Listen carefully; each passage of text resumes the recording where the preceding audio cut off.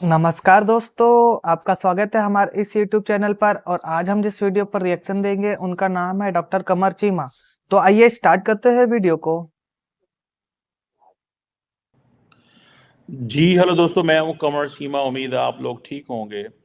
दोस्तों, भारत के अंदर इलेक्शंस जो हैं वो अनाउंस हो गए हैं और मज़े की बात यह है कि भारत के वज़ीर आज़म नरेंद्र मोदी ने इंडियन इलेक्शंस को कहा है कि ये फेस्टिवल ऑफ डेमोक्रेसी है।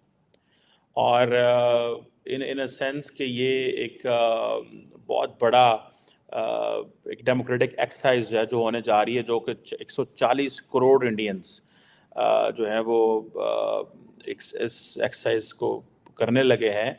और आई थिंक 17 मार्च से जून तक ये चलेगी। मेरे ख्याल है जून की 4 या 6 तारीख को इसको अनाउंस कर रहे हैं वो, और 17 या 19 मार्च को इसको जो है वो इलेक्शन शुरू हो रहे हैं। इंटरेस्टिंग टाइम्स हैं इंडिया के लिए। मुझे हमेशा जब भी Indian elections and Indian Muslims की बात आती है तो I can not forget always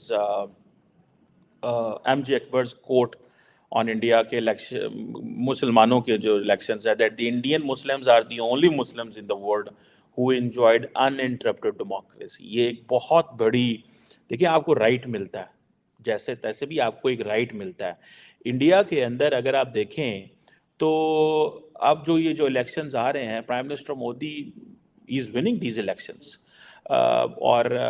लेकिन इसके पीछे एक बहुत बड़ी हिस्ट्री है। इस वक्त प्राइम मिनिस्टर मोदी डोमिनेट करते हैं पॉलिटिकल लैंडस्केप को, इंडिया को।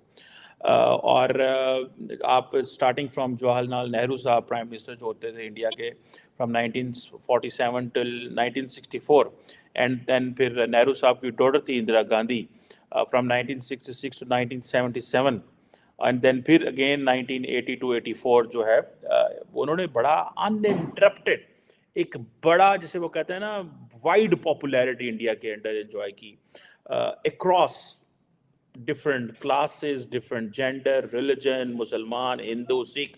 मतलब उनका एक डंका बजता था, एक वक्त था इंडिया के अंदर उस चीज़ को।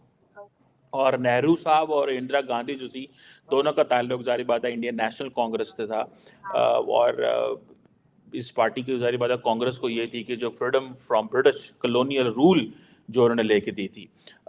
लेकिन मोदी साहब भारतीय जनता पार्टी को रिप्रेजेंट कर रहे हैं, और अब एक मेजर आइडियोलॉजिकल डिफरेंस है कांग्रेस एंड बीजेपी के दरमियान इन towards their attitudes towards state की, स्टेट की फॉर्मेशन कैसी होनी चाहिए।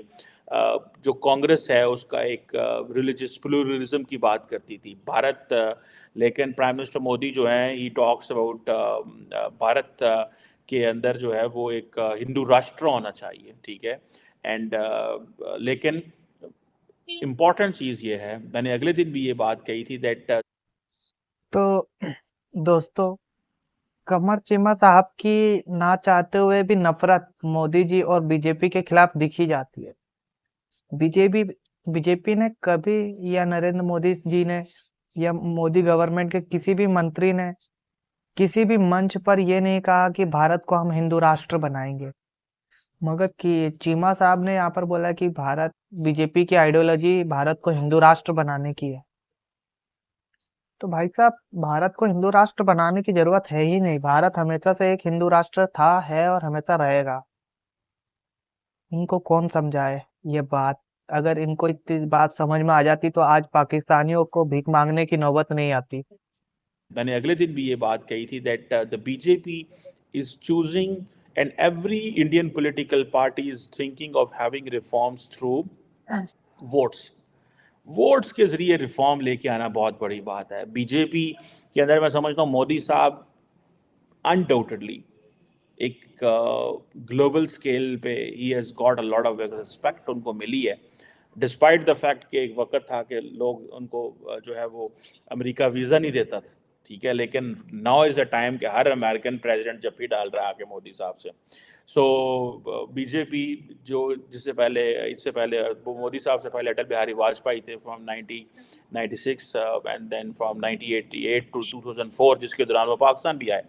और जो पावर मोदी साहब को मिली है वो वाजपेयी साहब को नहीं मिली, क्योंकि वाजपेयी साहब को हमेशा कोalition गवर्नमेंट में जाना पड़ता था और 12-12 जमातों का कोalition होता था। अब बीजेपी के पास ये है कि अभी जो प्राइम मिनिस्टर मोदी की जो पॉलिटिक्स है कि ये जो एक पार्लियामेंट्री मेजोरिटी उनके पास है, मोदी साहब असर्टिव हैं, मोदी साहब डाढ़े हैं, वो अपनी मनवाते हैं, सारा कुछ करते हैं। और वाजपेयी साहब को ये था कि उनको अपनी जो कैबिनेट है वो सारी, उसमें बहुत सारे और लोगों को भी इंक्लूड करना पड़ता था, शेयर करना पड़ता था। लेकिन मोदी साहब ने जो पावर है वो सेंट्रलाइज कर दी है और बहुत हद तक पावर जो है वो उनके अंदर आ चुकी हुई है।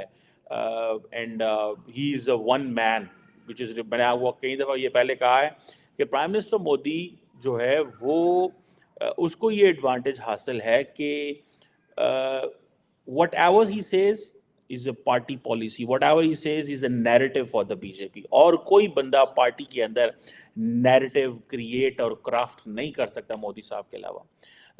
और he is very popular in a sense, जिसे वो कहते हैं ना कि आवाम के अंदर लोग समझे मोदी है तो मुमकिन है। बहुत सारी इस तरह की चीज़ें जो है उन्होंने की।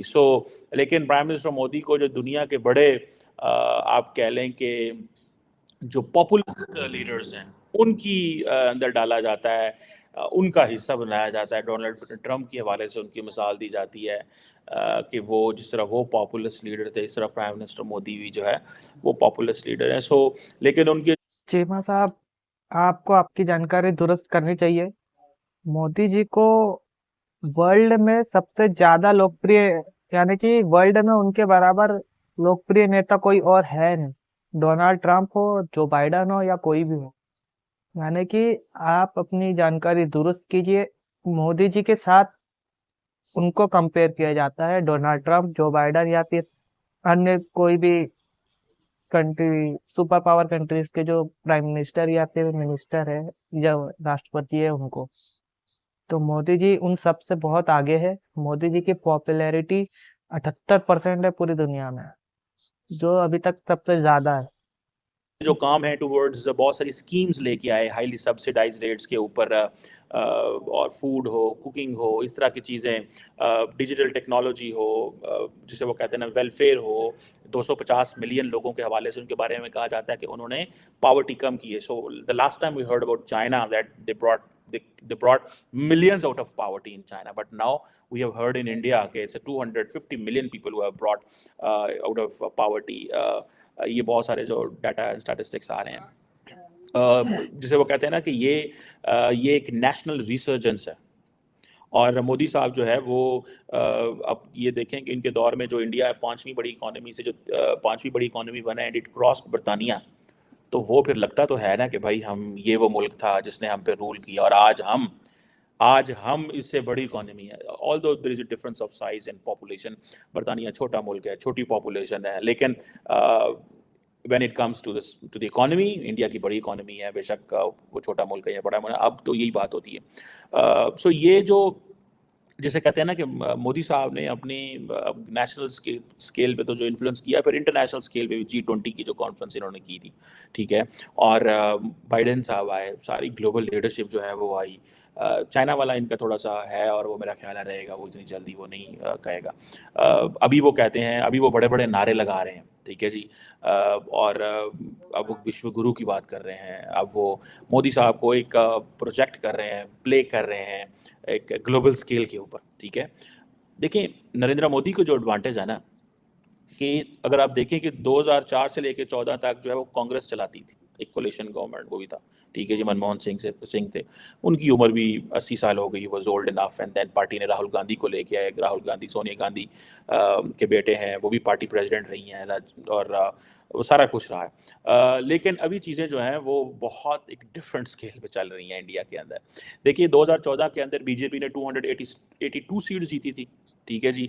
और 100 पहले वो उससे पहले जो इलेक्शन हुए थे 2009 में, आई थिंक उनमें वो 116 पे थे। और जो कांग्रेस थी वो 206 पे थी, और वो 200 और वो 44 पे चली गई। यानी कि इन 2014। इसको इस सारे प्रोसेस को अगर समझें, इस प्रोसेस को इस तरह देखें कि 2014 में जब मोदी साहब को लॉन्च किया गया तो पहले 15 साल का एक्सपीरियंस था गुजरात का। So they promoted a person that they created his personality, and they launched him at the national level.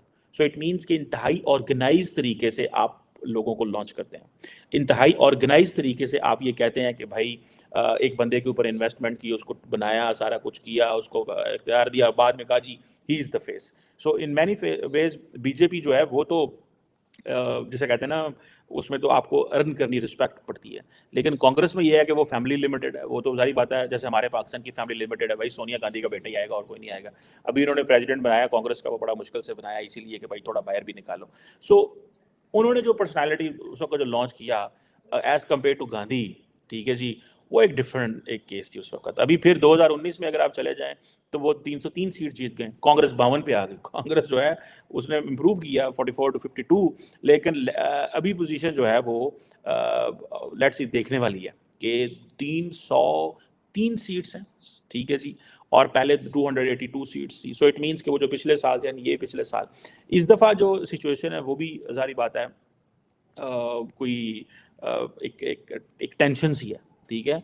और टेंशन ये है कि जिसे वो कहते हैं ना कि मोदी साहब के जो prime minister as a PM candidate, लोग समझते हैं कि बड़े अच्छे अंदाज से निकाले। अगर आप स्टार्टिंग फ्रॉम कोविड से ले जाएं, जो वैक्सीनेशन हुई और उस वक्त जो लोगों को दिया गया वेलफेयर पैकेज दिए गए, बहुत सारे लोग मारे भी गए, एंड देन पता चला, लेकिन देन इंडिया ने अपने आप को मनवाया इन इस सेंस में कि हम भाई आपको वैक्सीन देते हैं, ठीक है, vaccine factory of the world, आपने ये टर्म भी सुनी होगी फॉर द। सर इंडिया ने मनवाया नहीं है, इंडिया ने काम किया है। हमारे यहाँ धर्मों में हमारे लोगों की मानसिकता यानी कि उनकी परवरिश ही उनके घर में ऐसी होती है कि आप सब लोगों को, अपने आस पड़ोस के लोगों को खुश रखो। आपसे जितना हो सके उनकी मदद करनी चाहिए, अगर वो कोई प्रॉब्लम में हो या उनकी कोई समस्या हो, और अगर आप उनकी हेल्प या मदद कर सकते हो तो आपको करनी चाहिए। तो बस वही काम हमारे प्रधानमंत्री ने कोविड-19 के टाइम पे किया, और हमने मनवाया नहीं है। हमारे देश के वैज्ञानिकों ने और हमारे प्रधानमंत्री और हमारे जितने भी डॉक्टर्स और वर्कर्स थे, हेल्थ केयर वर्कर्स, उन सब ने अपनी मेहनत करी है, तब जाके हमारे देश ने कोविड-19 से, इतनी बड़ी बीमारी से अपने देश को बाहर निकाला है सुरक्षित। हाँ, कुछ हम ये नहीं कहते कि सभी लोगों को हमने बचा लिया, मगर कुछ लोगों की जान गई है जिससे हमें पता है। मगर फिर भी हमने काफी देशों की मदद करी है जिन्हें फ्री में वैक्सीन बांटी है, और मेरे ख्याल से शायद हमने पाकिस्तान को भी फ्री में वो वैक्सीन दी थी। तो सर हमने मनवाया नहीं है, दुनिया ने हमें माना है, क्योंकि हम ऐसा काम करके देते हैं। हम ये नहीं देखते कि ये देश हिंदू है या मुस्लिम कंट्रीज है, तो अगर मुस्लिम है तो हम मुसलमान को, हमारे भाई है तो हम उनको देंगे, हिंदू कंट्रीज को नहीं देंगे। हमने सभी को दिया है, हिंदू मुस्लिम क्रिश्चियन कोई भी कंट्री हो। तो इसलिए दुनिया भारत को मानती है। सुनी होगी for the India. So in many veg they created, जो जिसे कहते हैं opportunity out of a crisis, और इस चीज़ का उनको जो है वो काफ़ी ज़्यादा फ़ायदा भी हुआ। अब ये जो आप पिछले कुछ अरसे से देखें, ये पिछले अगर 5 साल देखें, because we are India watcher, as an India watcher we keep tracking what's going on there, वहाँ पे क्या हो रहा है, किस तरह चीज़ें जिसे वो कहते हैं ना कर रहे हैं। फॉर एग्जांपल इंडिया को जो अभी जो प्रेस इंडेक्स है, world press index, India is 161 out of 180 countries. This is what the people are saying कि भाई वहाँ पे जो प्रेस है दैट इज चेंज्ड। आपने सुना होगा गोदी मीडिया, इस तरह के बहुत सारी चीज़ें वहाँ पे चलती रहती हैं। सो लेकिन largely whatever the press is saying, the press cannot say it unless a large section of the people in India, they are supporting the incumbent government. They are supporting incumbent government, they are supporting the incumbent leadership.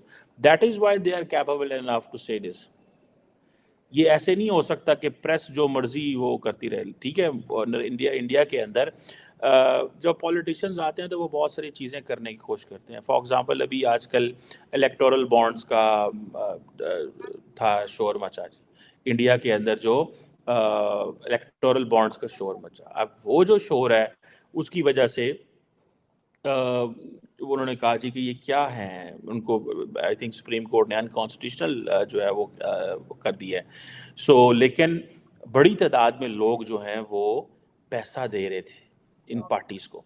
सुनने में आता है कि जो BJP है अपनी उसने जो डोनेशंस डिक्लेयर की हैं वो तकरीबन कुछ 65 बिलियन रुपीस के करीब है, जबकि इंडियन नेशनल कांग्रेस जो है उसने जो अपनी डोनेशंस डिक्लेयर की वो 11 बिलियन के करीब है। सो बिग नंबर, ठीक है जी।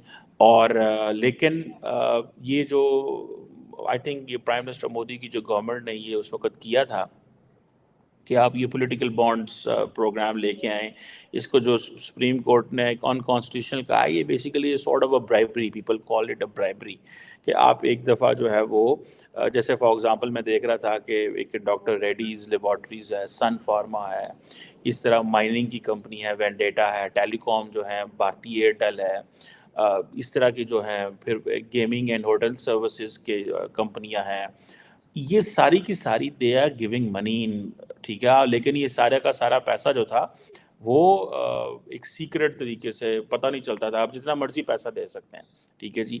सो एक पिटिशनर था from the association for the democratic reforms, उसने इनको रोका, उसने कहा ये this is not how it should be. So इसके ऊपर जो इलेक्शन कमीशन की वेबसाइट के ऊपर भी अब ये सारी चीज़ें आ गई हैं, बट एनी हाउ बहुत सारा पैसा तो अब आ गया हुआ है, लेकिन they banned it now, but people do call it कि हाँ जी जो भी है अब जैसे भी है। सो अगर 19 अप्रैल को इलेक्शन होने वाले हैं and it is been band now, तो इसका क्या मतलब है? बहरहाल एक जिसे कहें कि पॉलिटिकल पार्टी हुकूमतें जो हैं वो डिफरेंट कंपनी से पैसे तो लेती हैं, इन अदर वर्ड्स उसको कॉन्ट्रैक्ट देंगे, उनको एडवांटेजेस देंगे, उनको ये चीज़ें करेंगे, ठीक है। सो अब देखते हैं कि ये जो Indian national development inclusive alliance है, जिसे इंडिया अलायंस कहते हैं, ये क्या करता है, ठीक है जी। और देखें, कांग्रेस ने 76 साल तारीख में 54 साल रूल किया, 76 साल तारीख में जो वो कहते हैं ना कि इतने इतने साल उन्होंने रूल किए। सो इसको आप देखें कि ये एक बहुत बड़ा नंबर है, इतने साल रूल करना बहुत बड़ा नंबर है भाई, ये कोई आसान काम नहीं है, ठीक है। और कॉन्टीन्यूसली रूल करना, ठीक है।